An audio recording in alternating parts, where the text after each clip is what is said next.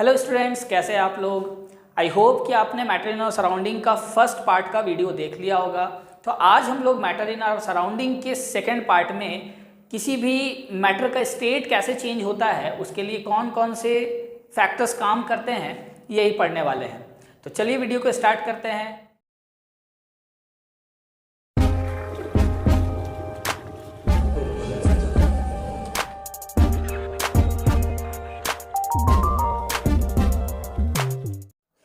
तो सबसे पहले टेम्परेचर क्या होता है और हीट क्या होता है। हीट एक एनर्जी है सर, जो किसी चीज़ को अप्लाई करने के बाद उसका टेम्परेचर बढ़ जाता है। इट मीन्स टेम्परेचर एक मेजरमेंट है किसी भी ऑब्जेक्ट के अंदर हीट एनर्जी को मेजर करने के लिए। तो हीट जो है ये क्या है, एक एनर्जी है और हीट का यूनिट होता है, हीट का यूनिट क्या होता है, जूल, है ना, जिसको जे से डिनोट करते हैं। लेकिन सर टेम्परेचर का यूनिट क्या होता है, टेम्परेचर मेजर करने के लिए यूज किया जाता है और टेम्परेचर का यूनिट होता है, हम डिग्री सेल्सियस में मेजर कर सकते हैं, हम डिग्री फ़ारेनहाइट में मेजर कर सकते हैं, या फिर हम केल्विन में मेजर कर सकते हैं। तो सर यहीं से दो भाग में बांटा गया इसको, डिग्री सेल्सियस और डिग्री फ़ारेनहाइट है, जिसको हम लोग कॉमन यूनिट ऑफ टेम्परेचर कहते हैं। कॉमन यूनिट मतलब बेसिकली इन्हीं दो यूनिट का यूज होता है। अगर हम बात करें एटमॉस्फेरिक टेम्परेचर मेज़र करने का, या किसी भी एक्सपेरिमेंट में अगर हम लोग टेम्परेचर का मेजरमेंट करते हैं तो डिग्री सेल्सियस से मेज़र करते हैं, और अगर हम बॉडी टेम्परेचर का मेजरमेंट करते हैं तो डिग्री फ़ारेनहाइट से करते हैं। लेकिन ये दोनों ही ऐसा यूनिट नहीं है। ऐसा यूनिट क्या है, केल्विन। केल्विन इज द ऐसा यूनिट ऑफ टेम्परेचर। ठीक है, तो टेम्परेचर का ऐसा यूनिट क्या हो गया, केल्विन हो गया। लेकिन सर बेसिकली हम लोग डिग्री सेल्सियस में मेजरमेंट करते हैं, तो कुछ तो फॉर्मूला होगा जहां हम लोग डिग्री सेल्सियस से डिग्री फ़ारेनहाइट में कन्वर्ट कर सकते हैं। तो अगर हम बेसिकली बात करें तो मेल्टिंग पॉइंट जो होता है आइस का, वो 0 डिग्री सेल्सियस होता है। अगर हम बॉइलिंग पॉइंट का बात करें तो 100 डिग्री सेल्सियस होता है। तो अगर इस डिग्री सेल्सियस को हमको ऐसा यूनिट में कन्वर्ट करना हो, यानी केल्विन में कन्वर्ट करना हो, तो क्या करेंगे। ध्यान रखिए आप कि अगर हम लोग डिग्री सेल्सियस दिया हुआ है और इसको क्या करना है, केल्विन में चेंज करना है, तो केल्विन निकालने के लिए डिग्री सेल्सियस में 273 ऐड कर देते हैं। और अगर हमारे पास केल्विन दिया हुआ हो और उसको डिग्री सेल्सियस में कन्वर्ट करना हो, तो डिग्री सेल्सियस निकालने के लिए हम लोग केल्विन में 273 माइनस कर देते हैं। ठीक है, चलिए कुछ एग्जांपल्स के साथ हम समझते हैं। अगर हमारे पास 0 डिग्री सेल्सियस है और इसको केल्विन में कन्वर्ट करना है, तो 0 डिग्री सेल्सियस को केल्विन में कन्वर्ट करने के लिए क्या करेंगे, डिग्री सेल्सियस में 273 ऐड कर देंगे, यानी 0 + 273 कितना हो जाएगा, 273 केल्विन। अगर हमारे पास दिया हुआ है सर 100 डिग्री सेल्सियस, इसको केल्विन में कन्वर्ट करना है, तो क्या करेंगे, केल्विन निकालने के लिए 273 ऐड करते हैं। तो 100 में 273 ऐड करेंगे तो 373 केल्विन, ये हमारे पास केल्विन में आंसर आएगा। तो हमारे पास कुछ भी, जो भी डिग्री सेल्सियस दिया हो, उसको अगर केल्विन में कन्वर्ट करना है तो हमको क्या करना है, 273 ऐड कर देना है। सपोज अगर हमारे पास 200 डिग्री सेल्सियस है, केल्विन में कन्वर्ट करना है, तो क्या करेंगे, सिंपली 200 में 273 ऐड कर देंगे। आंसर क्या होगा, 473 केल्विन। तो आई होप कि आप समझ गए होंगे, डिग्री सेल्सियस को केल्विन में कन्वर्ट करना बहुत आसान है, बस 273 से ऐड कर देना है। ओके, अगर हमें केल्विन से डिग्री सेल्सियस में कन्वर्ट करना हो, सपोज अगर हमारे पास क्वेश्चन है 373 केल्विन और इसको कन्वर्ट करना हो डिग्री में, तो क्या करेंगे, 273 माइनस करेंगे। तो 373 में से 273 माइनस करेंगे तो कितना आ जाएगा, 100। तो ये आंसर आएगा डिग्री सेल्सियस में। तो बहुत आसान। तो कुछ होमवर्क आपके लिए, इसको आप घर में बनाइए। तो मैंने कुछ क्वेश्चंस यहाँ पे लिख रखा है, convert degree Celsius into kelvin. ये 5 क्वेश्चंस है आपके पास, इसको केल्विन में कन्वर्ट करना है, and convert kelvin into degree Celsius. यहाँ 5 क्वेश्चंस है जिनको आपको डिग्री सेल्सियस में कन्वर्ट करना है। तो आप इसका स्क्रीनशॉट ले लीजिए और इसको ट्राई कीजिए। तो चलते हैं नेक्स्ट टॉपिक की तरफ। तो नेक्स्ट टॉपिक है हमारा change of state of matter, यानी जो मैटर की स्टेट के बारे में हमने पढ़ा, सॉलिड, लिक्विड और गैस, क्या इनके स्टेट को चेंज किया जा सकता है? क्या सॉलिड को लिक्विड, लिक्विड को गैस, गैस को सॉलिड, गैस को लिक्विड, यानी इनके स्टेट को चेंज किया जा सकता है? तो जवाब है हाँ। कैसे चेंज किया जा सकता है? स्टेट चेंज करने के लिए दो फैक्टर काम करते हैं। वो फैक्टर कौन कौन से हैं? वो फैक्टर है पहला बाय चेंजिंग टेम्परेचर और दूसरा बाय अप्लाइंग प्रेशर। यानी ये दो फैक्टर के हेल्प से हम स्टेट को चेंज कर सकते हैं, यानी टेम्परेचर में चेंज करके, टेम्परेचर को बढ़ाकर या घटाकर, और प्रेशर अप्लाई करके। ठीक है, तो एक एक करके देखते हैं। सबसे पहले effect of change of temperature क्या होता है। तो अगर हम टेम्परेचर का चेंज करेंगे तो या तो हम टेम्परेचर को बढ़ाएंगे या तो टेम्परेचर को घटाएंगे, यही दो चीज कर सकते हैं। तो अगर हमारे पास सॉलिड,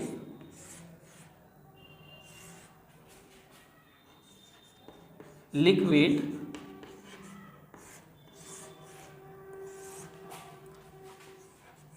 और गैस है,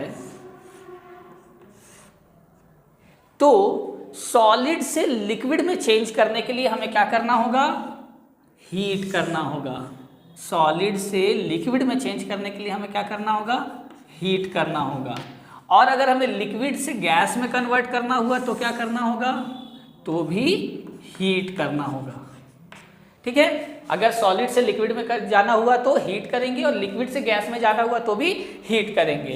अगर हमें गैस से लिक्विड बनाना हुआ, अगर गैस से लिक्विड बनाना हुआ तो हम इसको क्या करेंगे?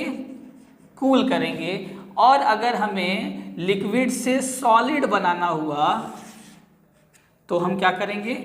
तो भी हम कूलिंग करेंगे। तो इस बात को समझ पा रहे हैं? हीट करने पे सॉलिड लिक्विड और लिक्विड गैस बन जाता है, और कूल करने पे गैस लिक्विड और लिक्विड से सॉलिड बन जाता है। सॉलिड से लिक्विड में कन्वर्ट होने के प्रोसेस को हम लोग क्या कहते हैं? मेल्टिंग,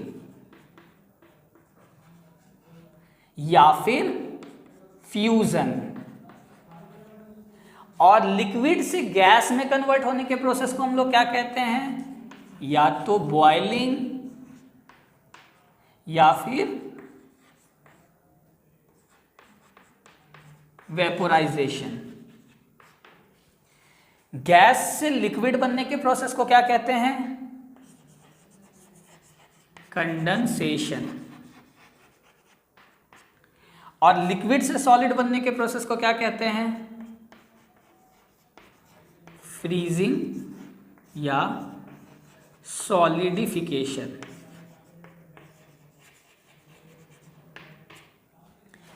क्लियर है? तो ये बहुत ही आसान definition, what is melting? The conversion of solid into liquid bye applying heat is called melting. लेकिन यहां पे आपको ध्यान रखना है, जब हम चेंज इन टेम्परेचर का बात कर रहे हैं तो प्रेशर कांस्टेंट रहेगा, तो हम इसको भी डेफिनेशन में यूज करेंगे।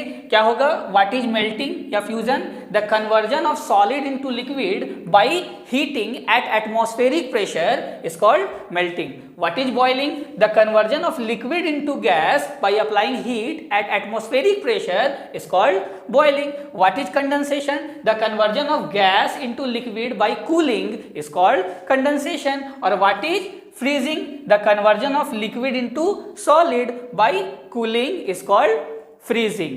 अब सर एक प्रोसेस ऐसा भी होता है जब सॉलिड डायरेक्टली गैस में कन्वर्ट हो जाता है, यानी लिक्विड बनता नहीं है। हम अगर सॉलिड को हीट करें तो हीट करने के बाद ये क्या होगा? डायरेक्टली गैस बन जाएगा without being converted into liquid state. इस प्रोसेस को हम लोग क्या कहते हैं?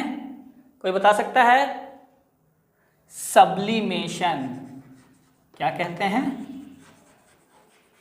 सब्लिमेशन। और गैस से अगर डायरेक्टली ठंडा करने पे सॉलिड बन रहा है, कूल करने पे, तो इसको भी हम लोग क्या कहेंगे? सब्लिमेशन। ठीक है, तो एक एक करके सबका एग्जाम्पल डेफिनेशन के साथ देखते हैं। तो सॉलिड से लिक्विड बनने के प्रोसेस को हम लोग क्या कह दिए, मेल्टिंग कह दिया। आप एक एग्जांपल सोचिए जहां सॉलिड को गर्म करने पे लिक्विड बनता हो, बहुत आसान। फ्रिज से बर्फ निकालिए, सॉलिड है, और जब वो गर्म होगा तो क्या होगा, पिघलने लगेगा, लिक्विड बन गया। तो सॉलिड से लिक्विड बनना मेल्टिंग कहलाया। एग्जाम्पल क्या हो गया, conversion of ice into water. दूसरा एग्जाम्पल है लिक्विड से गैस बनना। लिक्विड से गैस बनना, आप पानी लो और पानी को चूल्हे पर चढ़ा दो, धीरे धीरे जब वो बॉयल करेगा तो उसका वाटर क्या होगा, वेपर बनेगा, गैस बनेगा। तो यहाँ लिक्विड से गैस बनना क्या कहलाएगा, बॉइलिंग कहलाएगा। पानी बॉयल करता है ना, तो यहाँ बॉइलिंग हो गया। एग्जाम्पल क्या हो गया, conversion of water into water vapours, ये भी समझ सकते हैं। नेक्स्ट है गैस से लिक्विड बनना। क्या किसी गैस को लिक्विड बनाया जा सकता है? आप एक एग्जाम्पल सोच के देखिए कि जहां पे लिक्विड को, जहां पे गैस को लिक्विड बनाया गया हो, कुछ भी दिमाग में कोई भी एग्जाम्पल, ध्यान दो। आप अभी गर्मी का टाइम है, फ्रिज से बॉटल निकालते हैं, बॉटल रख देने के बाद या ठंडा पानी को ग्लास में रख देने के बाद थोड़ी देर के बाद उसके ऊपर वाटर ड्रॉपलेट्स दिखाई देने लगता है, देता है ना। तो क्या ये वाटर ड्रॉपलेट्स बॉटल के अंदर से बाहर निकल जाते हैं, ग्लास से बाहर निकल जाते हैं? क्या उसमें पोर्स है जो बाहर निकल जाते हैं? नहीं, वो वाटर के जो ड्रॉपलेट्स होते हैं ये एटमॉस्फेयर में प्रेजेंट वाटर वेपर्स होते हैं। यहाँ एटमॉस्फेयर में, हवा में भी वाटर वेपर के फॉर्म में है।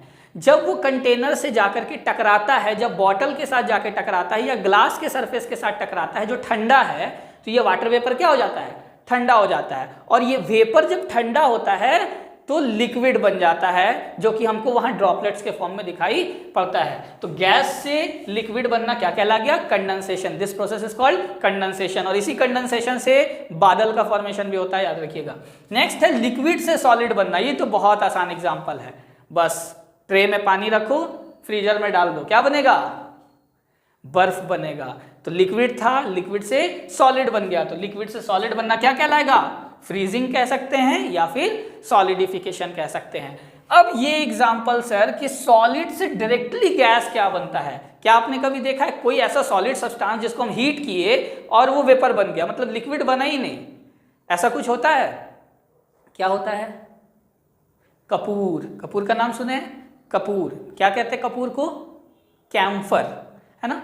कैम्फर हो गया, नैप्थलीन बॉल, वो जो कपड़ा में हम लोग डाल करके रखते हैं, नैप्थलीन बॉल, अमोनियम क्लोराइड, है ना। ये सारे एग्जाम्पल है जो जिनको जब हीट किया जाए तो ये डायरेक्टली क्या हो जाए, वेपर बन जाए। आप देखना अलमारी में अगर आप एक कपूर का टुकड़ा रख दो तो धीरे धीरे वो छोटा होते जाएगा और गायब हो जाएगा। मतलब आपको ऐसा नहीं दिखेगा कि वो पिघल के लिक्विड बन गया, वो धीरे धीरे वेपर बन के उड़ते जाएगा। तो इस तरह के सब्सटेंस जो डायरेक्टली सॉलिड से गैस बनते हुए उनको हम लोग सब्लिमेटिंग सब्सटेंस कहेंगे। क्या कहेंगे, सब्लिमेटिंग सब्सटेंस कहेंगे। कौन कौन से, कैम्फर हो गए और नैप्थलीन बॉल हो गए और अमोनियम क्लोराइड हो गए। तो ये सारा क्या है, सब्लिमेटिंग सब्सटेंस है और इस प्रोसेस को हम लोग क्या कहेंगे, सब्लिमेशन कहेंगे। ओके, तो आई होप कि आपको ये कन्वर्जन समझ में आया हो। नेक्स्ट चलते हैं दूसरे फैक्टर, प्रेशर की वजह से क्या होगा। नेक्स्ट जो टॉपिक है हमारा, effect of change of pressure. तो हमने टेम्परेचर की वजह से देख लिया कि टेम्परेचर चेंज करने मतलब टेम्परेचर बढ़ाने से सॉलिड से लिक्विड, लिक्विड से गैस और घटाने से गैस से लिक्विड और लिक्विड से सॉलिड में कन्वर्ट किया जा सकता है। प्रेशर में चेंज करने की वजह से किस स्टेट को किस में चेंज किया जा सकता है, तो प्रेशर अप्लाई करके गैस को लिक्विड में कन्वर्ट किया जा सकता है। यानी कि अगर हम गैसेस के ऊपर प्रेशर लगाए, आप ध्यान से यहाँ पे समझिएगा कि गैसेस का पार्टिकल्स दूर दूर है। अगर हम यहाँ पे एक पिस्टन लगा करके इसको पुश करते हैं, इसके ऊपर एक फोर्स लगाते हैं, प्रेशराइज करते हैं, तो इसका पार्टिकल्स क्या होगा, धीरे धीरे नज़दीक आएगा। जैसे ही पिस्टन नीचे आया तो क्या होगा, ये सारा पार्टिकल्स जो है ये नज़दीक आ जाएगा। और हम जानते हैं कि जब ये पार्टिकल्स और नज़दीक आएगा तो कौन से स्टेट में कन्वर्ट हो जाएगा, लिक्विड में कन्वर्ट हो जाएगा। तो गैसेस जो होते हैं उनको कॉम्प्रेस करके, बहुत ज़्यादा कॉम्प्रेस करके किस स्टेट में कन्वर्ट कर दिया जाता है, लिक्विड में। ये था गैस और ये हो गया लिक्विड। इसका एग्जाम्पल है परफ्यूम की बोतल, आपके घर के अंदर एलपीजी सिलेंडर, ये जो गैस होते हैं, लेकिन उन गैस को कॉम्प्रेस किया जाता है, बहुत ज़्यादा प्रेशराइज किया जाता है, जिससे वो लिक्विड स्टेट में कन्वर्ट हो जाते हैं और उनको सिलेंडर के अंदर भर दिया जाता है। तो आपको अगर किसी गैसेस को लिक्विड में कन्वर्ट करना होगा, ये क्वेश्चन पूछा जा सकता है, how gases can be liquefied. तो gases can be liquefied by applying pressure. और दूसरा, अभी टेम्परेचर की वजह से भी हमने चेक किया था ना कि गैस से लिक्विड में आने के लिए क्या करना पड़ा था, ठंडा करना पड़ा था। तो दो फैक्टर काम करेगा किसी भी गैस को लिक्विड में कन्वर्ट करने के लिए, by applying pressure and by lowering the temperature, यानी टेम्परेचर को घटा के और प्रेशर को बढ़ा करके। क्लियर है? नेक्स्ट चलते एक नए टॉपिक की तरफ। तो हमारा नेक्स्ट जो टॉपिक है वो है इवेपोरेशन। इवेपोरेशन का मतलब क्या होता है? इवेपोरेट करना। इवेपोरेट का मतलब क्या होता है? लिक्विड से गैस में कन्वर्ट कर जाना। आप लेकिन जरा ध्यान से समझिएगा, अभी हमने जब effect of change of temperature के बारे में बात किया था तो लिक्विड से गैस बनने के प्रोसेस को हम क्या कह रहे थे? बॉइलिंग, है ना। यहाँ पे लिक्विड से जब गैस बन रहा था तो हमने क्या कहा था? बॉइलिंग या फिर वेपोराइजेशन। और अभी हम बात कर रहे हैं इवेपोरेशन। तो ये वेपोराइजेशन और इवेपोरेशन के बीच में थोड़ा डिफरेंस है, ध्यान से आप इस बात को समझिएगा। अगर आपको समझ में नहीं आए तो फिर से बैक करके फिर से सुनिएगा, लेकिन समझिएगा जरूर, क्योंकि ये बॉइलिंग और इवेपोरेशन के बीच में डिफरेंस है।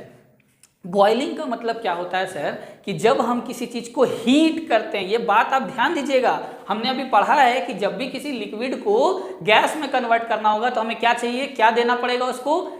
हीट देना पड़ेगा। तो जब किसी चीज को हीट देते हैं तो वो लिक्विड से गैस में कन्वर्ट हो जाता है। अगर हम चूल्हा पे पानी चढ़ाते हैं तो वो लिक्विड से गैस में कन्वर्ट होता है जब उसको हीट मिलता है तब।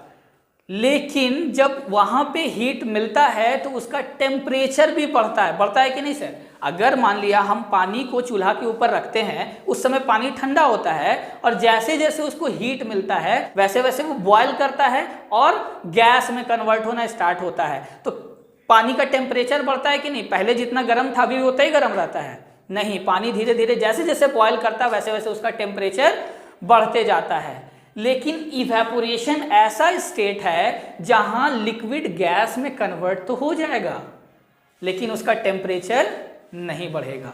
जैसे अगर हम बात करें कि हमारे बॉडी के ऊपर पसीना आता है ना, सबका आता है, तो ये पसीना सूखता है कि नहीं सूखता है? कुछ समय के बाद सूख जाता है। इसका मतलब ये जो लिक्विड स्टेट था, ये लिक्विड क्या हो गया?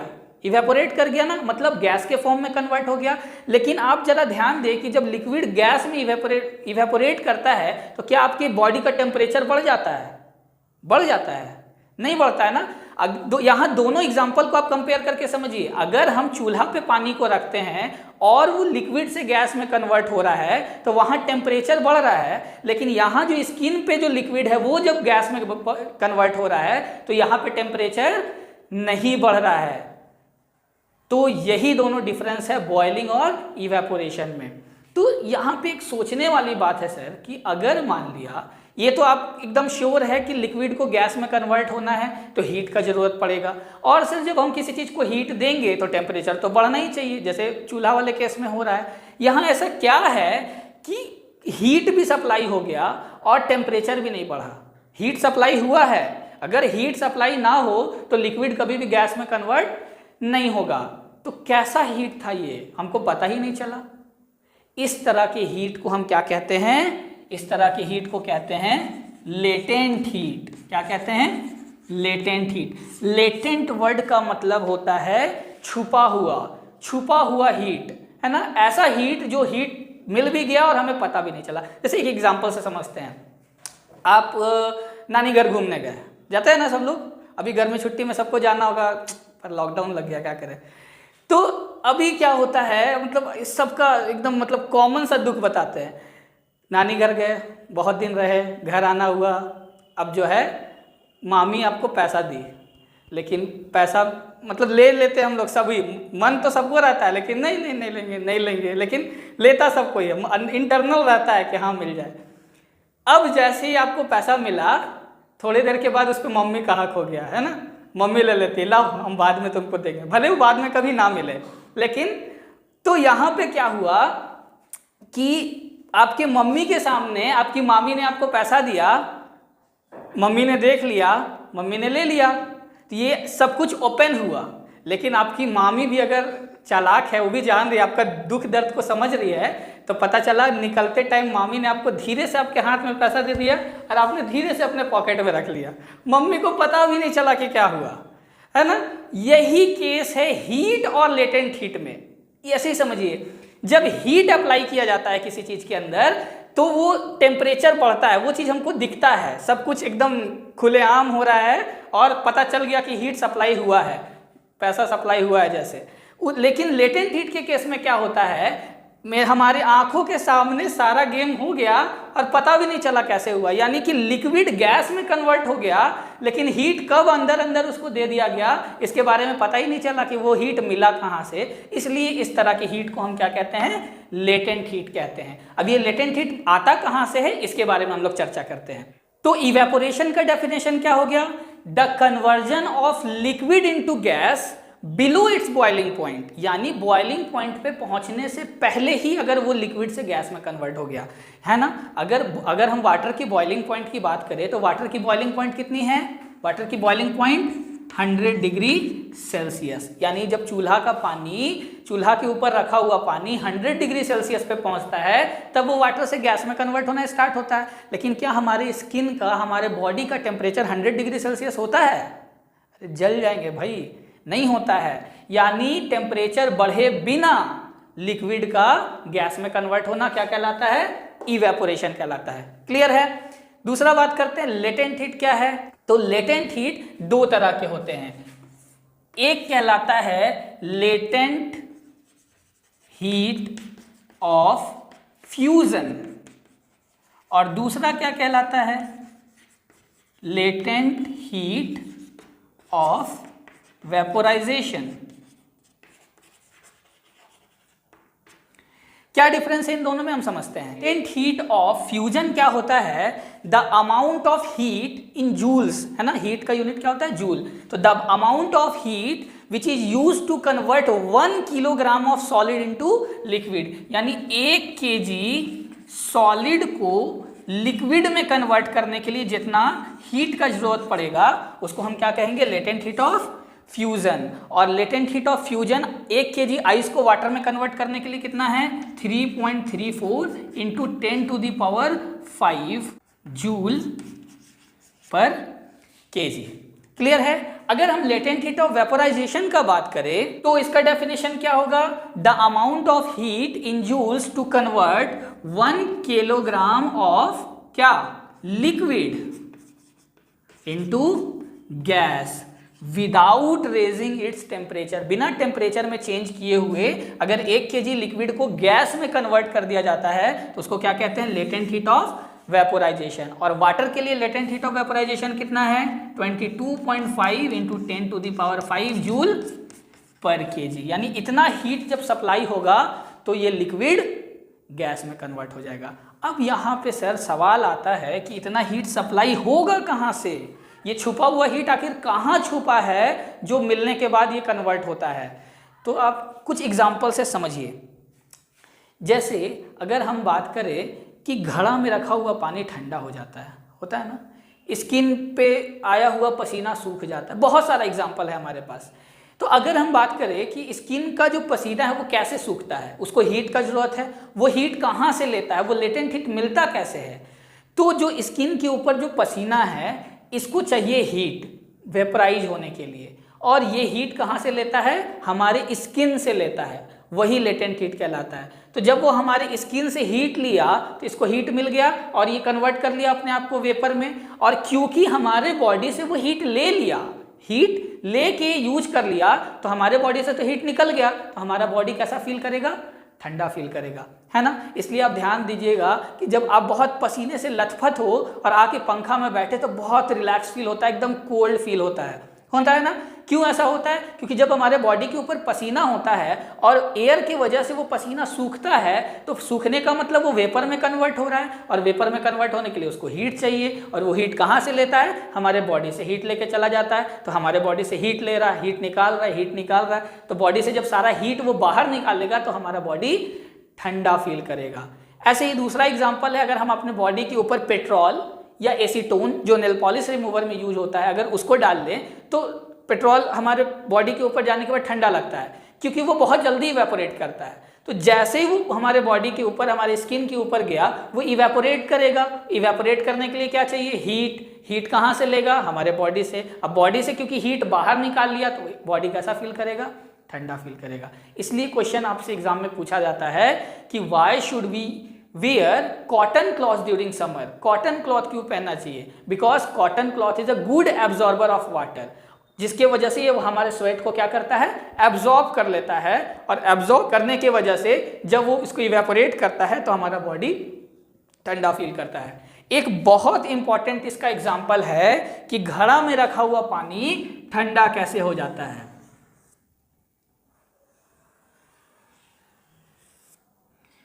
तो अगर हम फ्रिज की बात करें तो फ्रिज में तो सर मशीन्स है ऐसा कुछ कि वो उसको ठंडा कर रहा होगा, लेकिन आपने घड़ा के अंदर कोई मशीन देखा है? नहीं, लेकिन फिर भी घड़ा का पानी बहुत ठंडा हो जाता है। आखिर क्या है इसके अंदर का ऐसा कुछ? तो आप ध्यान देना कि घड़ा जो होता है वो मिट्टी का बना हुआ होता है, जिसके अंदर बहुत छोटे छोटे छेद होते हैं। ऐसे इतने बड़े बड़े नहीं जितने आपको दिखाई दे रहे हैं अभी, इतना में तो पूरा पानी लीक कर जाएगा। बहुत छोटे छोटे छेद होते हैं, है ना। और इन छोटे छोटे छेद से इसके अंदर जो रखा हुआ पानी है ये कंटिन्यूअसली सिप करता रहता है, बाहर आता रहता है। अब देखना, बाहर का जो सतह होता है घड़ा का वो थोड़ा बाहर पानी आ जाता है, चिपचिपा हो जाता है। अगर हम कोई कपड़ा बाहर रखें तो कपड़ा गीला हो जाता है। तो ये जो थोड़ा थोड़ा पानी बाहर आ रहा है, ये थोड़ा थोड़ा पानी जब एयर के कांटेक्ट में आता है तो अपने आप को इवेपोरेट करता है, यानी ये लिक्विड को क्या करना है? गैस में कन्वर्ट होना है। और सर लिक्विड को गैस में कन्वर्ट होने के लिए क्या चाहिए? क्या चाहिए? हीट चाहिए। अब हम चूल्हा पे तो रख नहीं रहे हैं जो हीट मिलेगा, उसको वो हीट कहाँ से लेगा? ये हीट लेगा अंदर के पानी से। तो अंदर के पानी में जो भी हीट है वो हीट ये सारा यूज कर लिया, और यूज करने के बाद खुद को लिक्विड से गैस में कन्वर्ट कर दिया। तो ये क्योंकि सारा हीट लेके अपने आप को इवेपोरेट कर लेता है तो पानी के अंदर का तो सारा हीट बाहर निकल गया। तो जब हीट निकल गया तो पानी कैसा हो जाएगा? ठंडा। जब उसके अंदर हीट ही नहीं है तो पानी कैसा हो जाएगा? ठंडा। और यही मैकेनिज्म है घड़े के पानी का ठंडा होने का। तो आप जो है डेकोरेशन के चक्कर में ऐसा नहीं कर देना कि घड़ा को पेंट कर देना, पता चला घड़ा का पानी अब ठंडा ही नहीं हो रहा। क्यों नहीं होगा? क्योंकि पेंट करने से वो सारे पोर्स बंद हो जाएंगे, तो पानी सिप ही नहीं करेगा बाहर। तो सिप नहीं करेगा तो इवेपोरेट नहीं करेगा, इवेपोरेट नहीं करेगा तो वो हीट नहीं लेगा, और हीट नहीं लेगा तो पानी के अंदर हीट रह जाएगा, पानी ठंडा नहीं होगा, है ना। तो इसलिए यही प्रोसेस है। अब यहाँ से एक क्वेश्चन आपसे पूछा जा सकता है, अच्छा आप में से जो लड़कियां हैं वो ज़्यादा अच्छे से समझ पा रही होंगी कि अगर बॉइलिंग वाटर जो है उसके अंदर हाथ चला जाए और स्टीम मतलब गर्म भाप के अंदर, यानी रोटी फूल रहा हो और उसके अंदर उंगली चला जाए, ज़्यादा जलन किस में होती है? बॉइलिंग वाटर में या स्टीम में? स्टीम के अंदर, है ना। तो ये क्वेश्चन आपसे पूछा जा सकता है कि water at 100 degree Celsius and steam eight 100 degree Celsius, दोनों का टेम्परेचर सेम है, but steam causes more severe burn, ज़्यादा जलन पैदा करता है। ऐसा क्यों? क्योंकि स्टीम के अंदर टेम्परेचर दोनों का सेम है, लेकिन स्टीम के अंदर हीट ज़्यादा है। क्यों हीट ज़्यादा है? क्योंकि वो वेपर फॉर्म में है। वेपर में फॉर्म में आने के लिए वो जब लिक्विड से वेपर में आया होगा तो जरूर कहीं ना कहीं से हीट लिया होगा, तभी तो वेपर में आया होगा। और ये तो लिक्विड ही फॉर्म में है, पानी जो है बॉइलिंग वाटर जो ये तो लिक्विड ही फॉर्म में है। तो जितना हीट इसके पास है, इसके पास उससे ज़्यादा हीट होगा, क्योंकि ये हीट लिक्विड से वेपर बन चुका है, यानी और हीट लिया होगा तभी वो लिक्विड से वेपर। तो टेम्परेचर दोनों का भले ही सेम हो, लेकिन लेटेंट हीट किसके अंदर है? वेपर के अंदर। So steam causes more severe burn, है ना। इसी तरह का एक दूसरा क्वेश्चन आपसे पूछा जा सकता है कि ice at 0 degree Celsius causes more cooling effect than water at 0 degree Celsius. 0 degree Celsius पे आइस के फॉर्म में भी रह सकता है और वाटर के फॉर्म में भी। तो ज्यादा ठंडा आइस करेगा। क्यों? क्योंकि आप अगर ध्यान से समझो कि एक है सॉलिड फॉर्म में यानी आइस के फॉर्म में, दूसरा है लिक्विड फॉर्म में यानी वाटर के फॉर्म में, तो लेटेंट हीट कौन लिया होगा? तो जो लेटेंट हीट लिया होगा वो मेल्ट करके वाटर बन गया होगा, यानी कि वाटर भी 0 डिग्री सेल्सियस और आइस भी 0 डिग्री सेल्सियस, लेकिन क्योंकि ये लिक्विड फॉर्म में है, इसका मतलब ये कहीं ना कहीं से हीट लिया होगा तभी अपने आप को सॉलिड से लिक्विड में कन्वर्ट किया होगा। तो क्योंकि वाटर के पास हीट है और आइस के पास हीट नहीं है, तो जिसके पास हीट नहीं है वही ज़्यादा कूलिंग करेगा ना। So ice causes more cooling effect than water at same temperature. Clear है, समझ पा रहे हैं? नेक्स्ट चलते हैं हम लोग फैक्टर्स अफेक्टिंग इवेपोरेशन की। तो अभी हम लोग देखेंगे फैक्टर्स अफेक्टिंग इवेपोरेशन, यानी किन किन फैक्टर पे इवेपोरेशन डिपेंड करता है। तो कौन कौन से फैक्टर्स है? पहला है सरफेस एरिया, दूसरा क्या है? टेम्परेचर, तीसरा क्या है? विंड स्पीड, और चौथा है ह्यूमिडिटी। ठीक है, कैसे इन पे डिपेंड करते जरा ये समझते हैं। सरफेस एरिया, सरफेस एरिया का मतलब जितना ज्यादा एरिया होगा उतना ज्यादा रेट ऑफ इवेपोरेशन होगा। अगर सरफेस एरिया बढ़ेगा तो इवेपोरेशन का रेट भी बढ़ जाएगा। जैसे फॉर एग्जांपल समझिए आपसे जमीन के ऊपर पानी गिर गया है ना, अगर वैसे ही छोड़ देते हैं तो ज्यादा जल्दी सूखता है, या उस पानी को फैला देते हैं तो जल्दी सूखता है? ऑब्वियसली फैला देने के बाद क्या होता है? सरफेस एरिया बढ़ जाता है, और ज़्यादा सरफेस एरिया होने की वजह से रेट ऑफ इवेपोरेशन भी बढ़ जाता है और वो जल्दी सूख जाता है। यहाँ से आपका एक क्वेश्चन बनेगा कि it is easier to sip tea from a saucer rather than a cup of tea, यानी कि ये प्लेट जो सॉसर होता है उसमें अगर हम पानी चाय डाल करके पिए तो ज़्यादा आसानी से पी सकते हैं कप के बनिस्बत। क्यों? क्योंकि जब हम सॉसर में डालते हैं चाय को तो उसका सरफेस एरिया ज़्यादा होता है, तो इवेपोरेशन का रेट भी ज़्यादा होता है, तो वो जल्दी ठंडा हो जाता है और हम लोग आराम से पी सकते हैं। कप का सरफेस एरिया कम होता है तो इवेपोरेशन भी कम होता है। क्लियर? नेक्स्ट है टेम्परेचर। टेम्परेचर अगर बढ़ता है तो इवेपोरेशन का रेट बढ़ जाता है। टेम्परेचर के बढ़ने से इवेपोरेशन का रेट बढ़ जाता है। एग्जाम्पल, अगर मान लिया कि आपको कपड़ा सुखाना है तो धूप में ज़्यादा जल्दी सूखेगा या छाया में जल्दी सूखेगा? ऑब्वियस है धूप में ज़्यादा जल्दी सूखेगा। तो जब टेम्परेचर ज़्यादा होगा तो रेट ऑफ इवेपोरेशन भी ज़्यादा होगा। धूप में टेम्परेचर ज़्यादा होता है और जितना ज़्यादा धूप होगा उतना ज़्यादा जल्दी कपड़ा सूखेगा, तो इवेपोरेशन का रेट बढ़ जाएगा। तीसरा है विंड स्पीड। तो विंड स्पीड बढ़ने से इवेपोरेशन का रेट क्या होगा? बढ़ जाएगा, है ना। अगर मान लिया कपड़ा सुखाना है और धूप नहीं है तो क्या करेंगे?